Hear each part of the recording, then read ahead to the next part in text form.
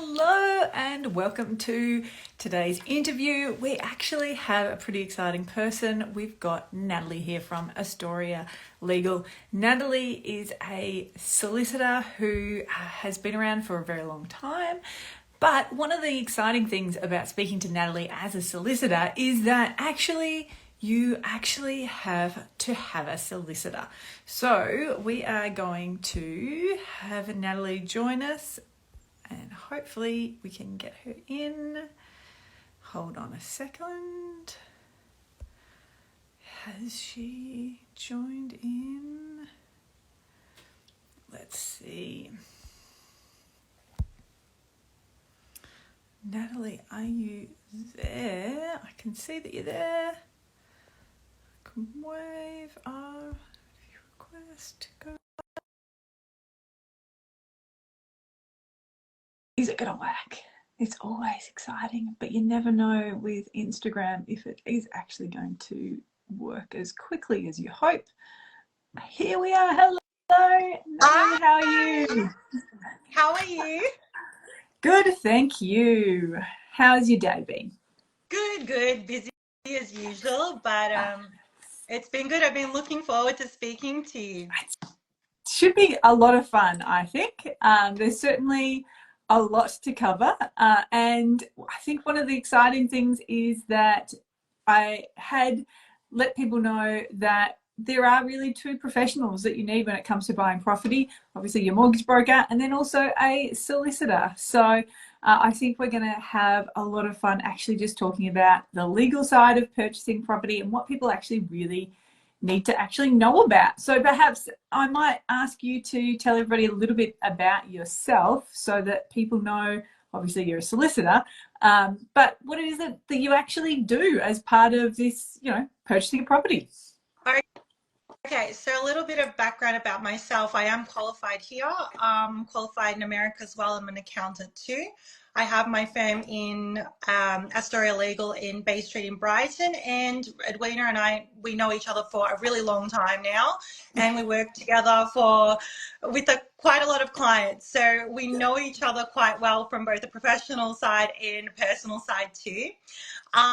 Regarding the property transaction, so you definitely need trusted professionals involved, and a property purchase or sale, but in this case we're talking more about the property purchase side.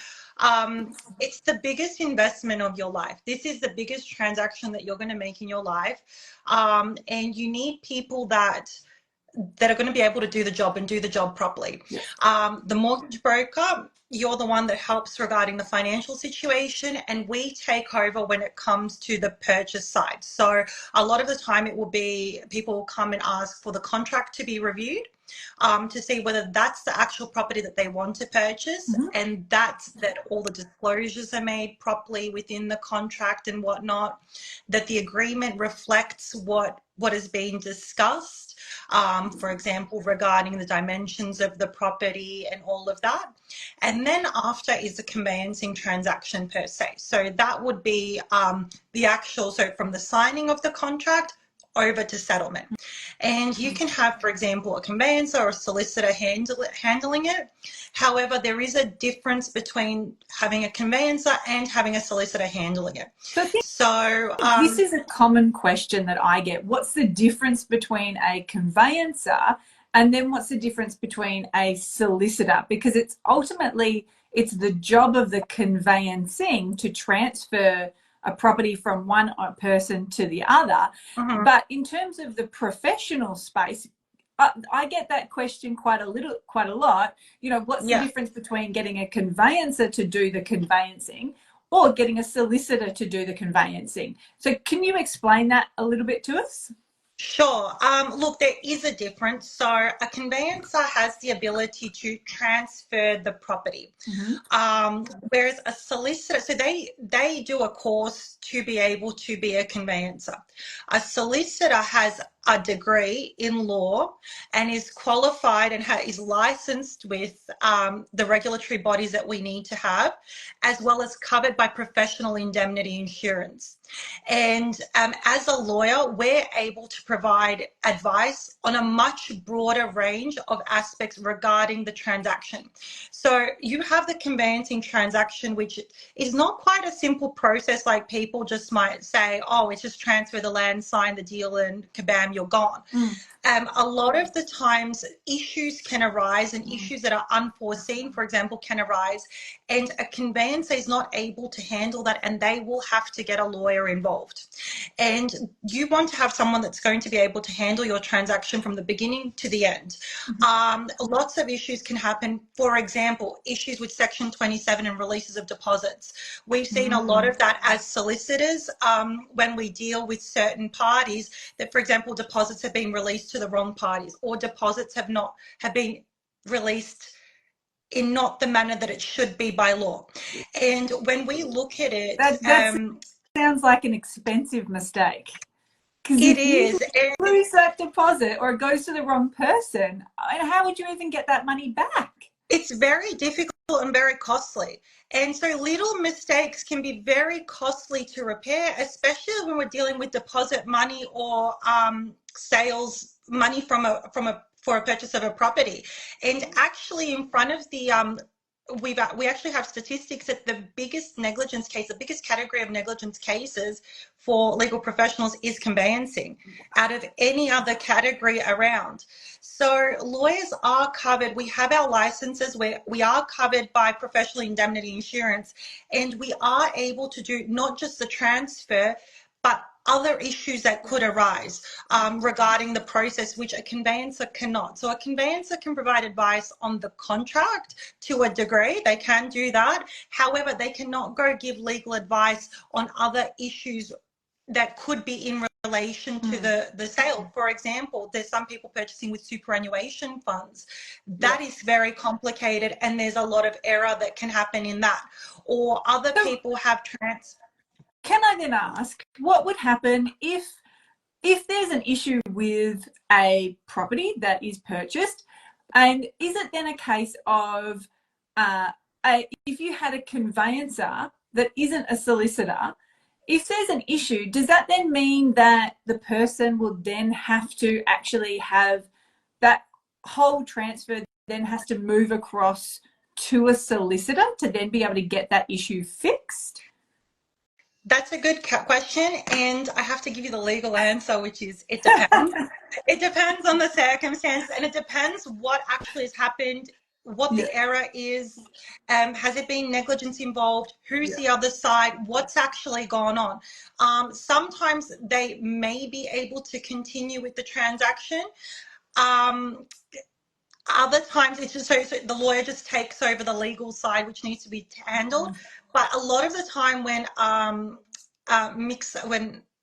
boo-boos happen or really bad situations happen, lawyers have to take over, and then it costs a lot of money to fix up the situation, and it takes a lot of time as well, and it's big stress for people too. So look, depends. Everybody is different, and it depends on your budget and your circumstances. But if you're looking to save a couple hundred, it's better to get a lawyer to handle this, especially when we're looking at how big the nature of the circumstance is and the transaction that's involved. Yeah, okay. So, I mean, a solicitor is a lawyer, and there's a lot of different lawyers out there. Right. I mean, is this then somebody really needs to be looking for a specific type of lawyer that does conveyancing, or is this something that like every lawyer actually can do conveyancing and does conveyancing? Not every lawyer does. They could. Obviously, you have to have experience in it and be trained to a degree. You don't want someone that's just going out there fresh off the bat, no experience, no support, nothing. Yeah. But yeah, so lawyers can handle it, but it depends if that lawyer covers that area of law. So not all lawyers will cover a particular area of law. I, for example, don't do criminal at all, but I definitely do property and conveyancing, for example. I also do wills and estates, which a lot of people get their wills done when they come to do a property purchase and get the wills refreshed. And there's other aspects that we can handle, but it just depends on the type of lawyer. So you have to consult with the lawyer or a particular lawyer that you want to choose and see whether they do conveyancing. And a lot of the time, even conveyancers work with lawyers too, and that's fine. And then the lawyer's there to support the conveyancer as well. I'm not saying conveyancers are bad at all. I'm just saying it just depends on your circumstances.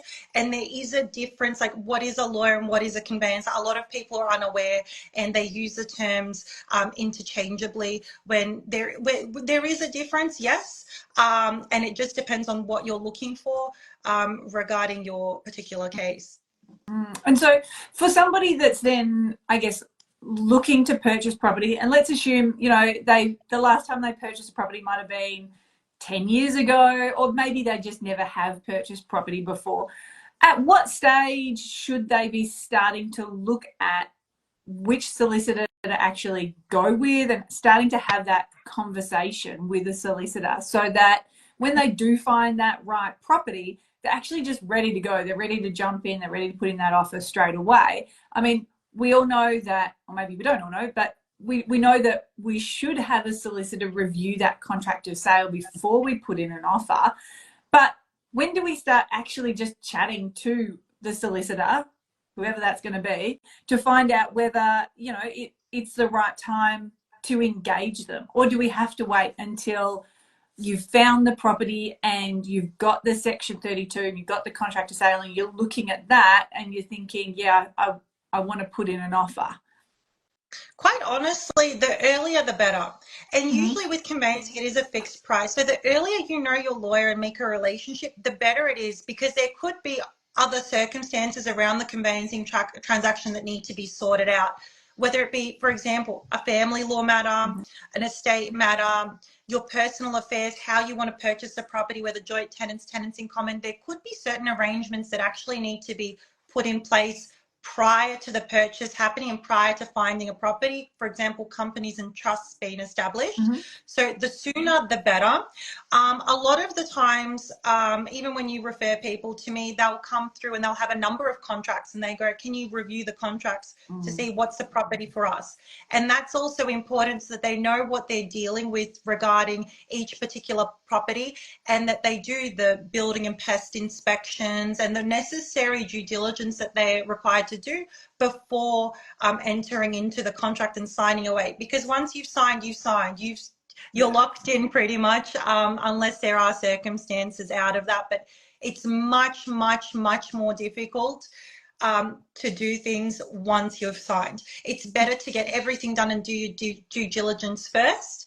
And then once you're happy, you sign the contract. And that's why it's good to have your lawyer on board as early as possible so you can ask all the questions that you need prior to doing anything and prior to entering into any agreements. Oh yeah, and you could be legally right, and the cost of getting out of it means that you actually just walk away and you don't even try. But yeah, it is one of those things that you have to, I guess, complete that cost benefit analysis and work out whether it's worth it or not at the end of the day, which can be tricky sometimes. So yeah, no, fair enough. And generally speaking, you know, for most lawyers out there, how long do you reckon it actually takes to be able to review a contract? Because I imagine that you're looking at a lot of contracts all the time, and some of them would be standard contracts, but I'm sure you see every now and again contracts that are I don't know, have been put together a bit creatively, perhaps is the right way to say it. So how like the Frankenstein contracts.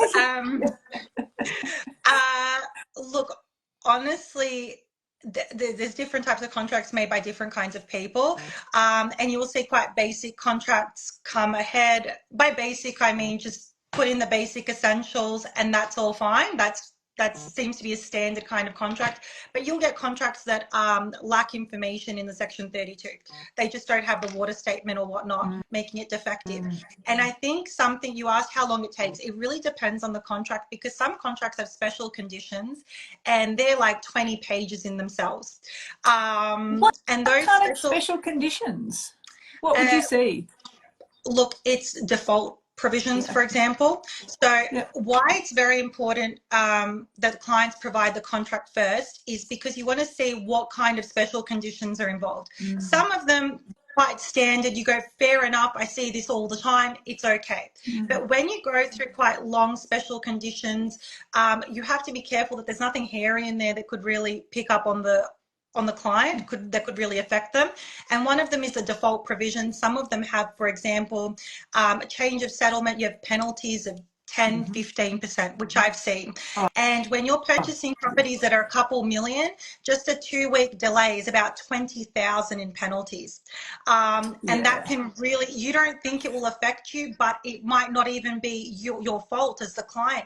It could be, for example, difficulties with mortgage, difficulties with another party or another that's involved on your side, providing advice or whatnot, and that leads to the delay, and that could really pick you up. So you have to be able to pick up on those kinds of provisions. So default provisions is a big one. Time constraint provisions. Sometimes, look, I always say as a lawyer, it's important to be reasonable in the circumstance. That's the most important thing for all parties, for the transaction to go through, to look after your client's best interests, and to be able to manage the whole affair. However, sometimes some kind of parties like to really stick to certain time constraints. For example, you must have X, Y, Z 7 days prior to X event occurring, for example, and that might pick up the client. They could cause disruption, dispute, disagreements, and big issues, even though it's not a big issue in those kinds of circumstances. It's hard to be kind of generalized. I'm trying to be as general as I can without giving any specific circumstances. Certainly, we've seen that where we've had solicitors that have said, oh, we need certain documents by certain time frames, and they've been chasing us and the buyer's solicitors for certain documents, only for the buyer's solicitor to turn around and say, well, hold on a second, they're the documents that you're meant to be providing, not us. And everyone's, you know, I guess a little bit on edge sometimes in certain purchases that do happen. And I think at the same time, we've also seen issues where, you know, vendors have then tried to charge penalties, even though it was the vendors that were delays for the settlement. So there are all sorts of things. Yes, I actually have a similar circumstance recently where I had, there's a settlement due. It was proposed to be early at the very beginning, and the vendor sent quite a nasty email basically stating time frames that needed to be done before settlement, and they hadn't even prepared anything from their side. They didn't send, for example, the duties form, so basically the vendor has to prepare one side of the documentation first, then as a purchaser we prepare the second side, and we need to get the links and the documents from them. So they need to do it first, then as a purchaser you act. And they sent this whole email about time frames, doing things by a certain time, and they hadn't done anything. And it's unnecessary to act in that particular way, and it does happen. But I think that you have to be organized. You have to know the time frames and the dates, and it's better to do things as early as possible and then just wait until settlement. But obviously it's a to and fro between parties, between the vendor and the purchaser, because both parties are required to contribute to the documentation, sign off things and that. Yes. Certainly. And I mean, just like us, you know, we would rather people start speaking with us sooner rather than later, because it does get rid of a lot of the stress that people actually then encounter. And the more you can actually then have different people actually understanding what's going on and preparing, so that, as soon as that property comes up, you're ready to go. The majority of the stress and the anxiety that people often feel has already been removed. And if you do leave things to the last minute, then, you know, does create additional stress and anxiety, Yeah. which, you know, nobody wants that. And, you know, it can be avoided by simply just reaching out to your solicitor or your mortgage broker just that little bit earlier, and starting the conversation, developing that relationship with that person so that you feel comfortable asking those silly questions. So, I yes, don't think that's, they're silly questions. It's we deal with it every single day. yeah. And so we're going through and we know what to do and we've got it in place. But a lot of the time people, when they purchased a property, it was 10, 15 years ago, it was very different to now. Like before, back in the ye old days, we used to go to the CBD exchange checks Yeah. and do that. That doesn't exist anymore. Now we have PEXA, and a lot of the time, whether it's a first home buyer, whether it's someone that's in their late 60s, doesn't matter who, it's a big event in their life. And so I think it's important that you have that relationship. And I do tell my clients, you can call me anytime if you have any questions. And I always say we provide a plan of action. So we go step by step. Don't worry too much.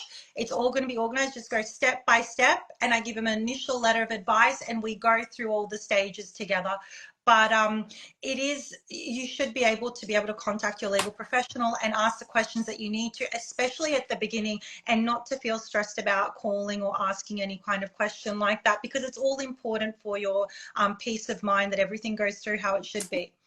Yeah, definitely. And you know, as you've mentioned, you know, purchasing is it's a big trigger moment for a lot of people because, you know, you've been building up to this purchase for such a long time. It takes a long time to be able to prepare for actually purchasing a property, and then when you finally get there, obviously it's very exciting and it's nerve-wracking, but you know, we always want it to be as smooth as possible and to stay on the side of exciting rather than nervous and anxious, and that really is that you know, being able to prepare and keep the ball rolling, really knowing the next steps that are coming ahead, so that, you know, if you know that next few steps, then it takes a lot of the stress out of it, and being able to have those chats. So, And being yes, very. organized, I think when you have all the professionals in place, then we help organize it in how it should be. For example, with yourself, you've always had the finance ready, all done, all ready to go, even pre-approval if need be. And it's fantastic. It's easy to work together because it just flows. I've had Yeah. circumstances where certain professionals that I don't deal with and that have come from the client, for example, they didn't have pre-approval ready even until settlement, and it's a huge chase to get. Yeah, it's been terrible, and they knew the settlement date and everything, and that causes huge stress for all parties because they have certain reliance on professionals getting the job done, and that's why you hire professionals who are going to be organized and help you, and they don't have finance ready, and then settlement is delayed for no fault of the client. For example, it is because they trusted certain people that didn't do Do the when job. organized at the top Yeah. at the time. Look, I don't Yeah. want to say anything bad about anybody, but it is very difficult, and I've had that a couple times where pre-approval wasn't even ready until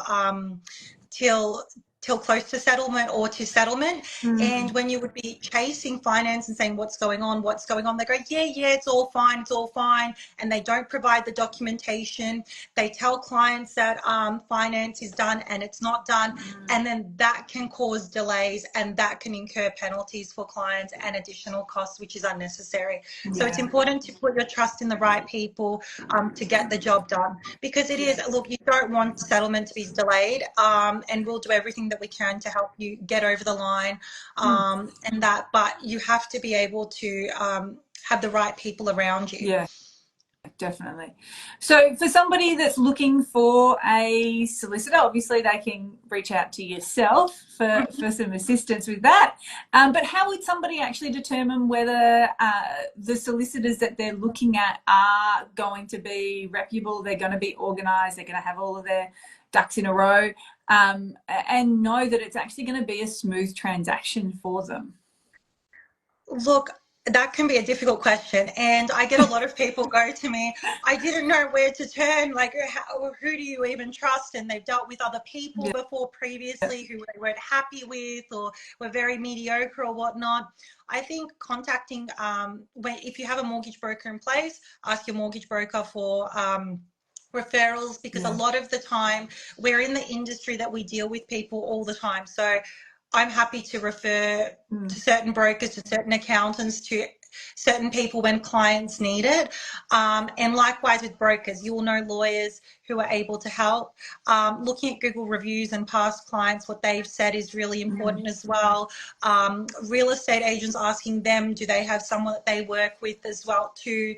And also friends, if they've worked with someone previously that they've enjoyed And also, working. I think with friends and family, I find it needs to be somebody that they've worked with recently, because Yes.